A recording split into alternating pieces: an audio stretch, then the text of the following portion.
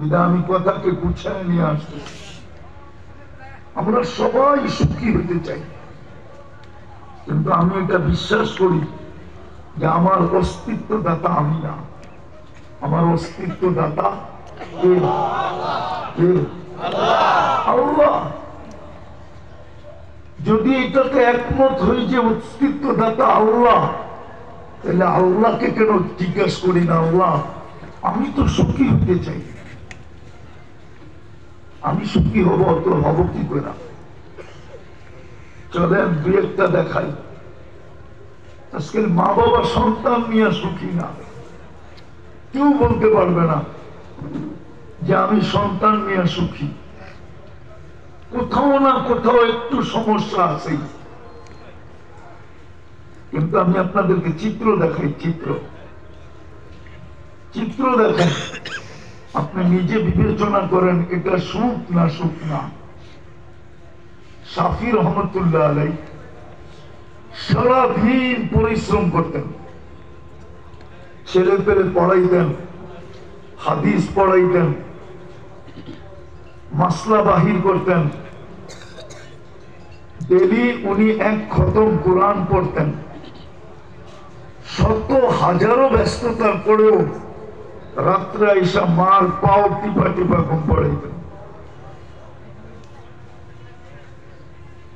মাঝে মাঝে পায়ে তালুতে চুমা দিতেন, মা কাইপা উঠত, আমার পায়ের তালুতে চুমা। ওনার আব্বা ছিলেন না, ওনার আব্বা ছিলেন না, পায়ের তালুতে চুমা। তো উনি বলতেন যে আমি আপনার পায়ের তালুতে চুমা দিই না, আমি তো আমার জান্নাতে চুমা দিতেছি।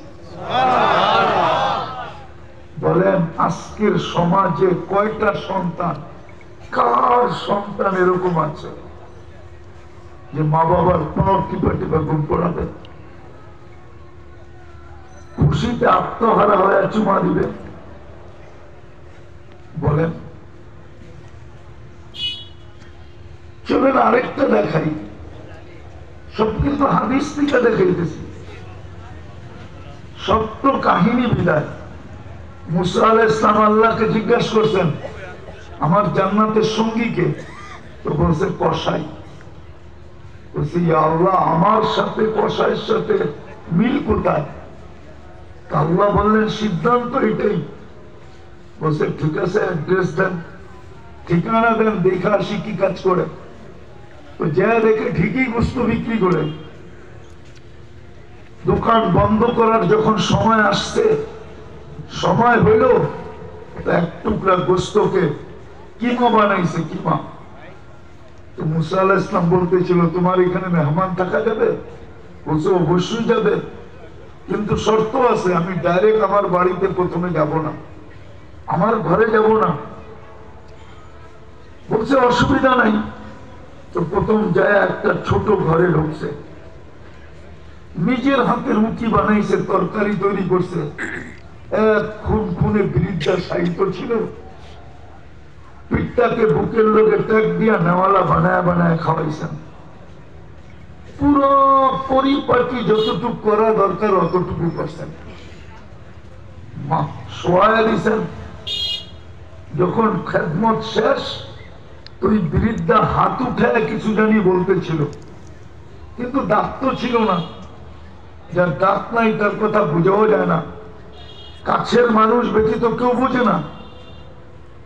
তারপরে মুসা আলাইহিস সালামকে বলতেছিল চলো পাশেই আমার ঘর। তো বলছে যাবো বটে, আগে বলো এই বৃদ্ধাকে। বলছে আমার মা। বলছে তুমি যে সেবা করার পরে মাজানি হাত উঠায় কি বললো? বললো রাখো, পাগল মা। সকালে ওনার সেবা করি, আবার কাজের থেকে এসে সেবা করি, যখনই সেবা করি তখনই মা হাত উঠায় বলে আল্লাহ আমার সন্তানকে আপনি জান্নাতে মুসা আলাইহিস সালামের সঙ্গী বানায় দিলেন। মুসা আলাইহিস সালাম হাসতেছিল আর বলতেছিল মা পাগল না, তুই পাগল। মার দোয়া কাজে লেগে গেছে, আমার জানার ইচ্ছা ছিল তুই এত বড় মর্যাদা পাইলি কি করে? বলেন আজকে সন্তান করে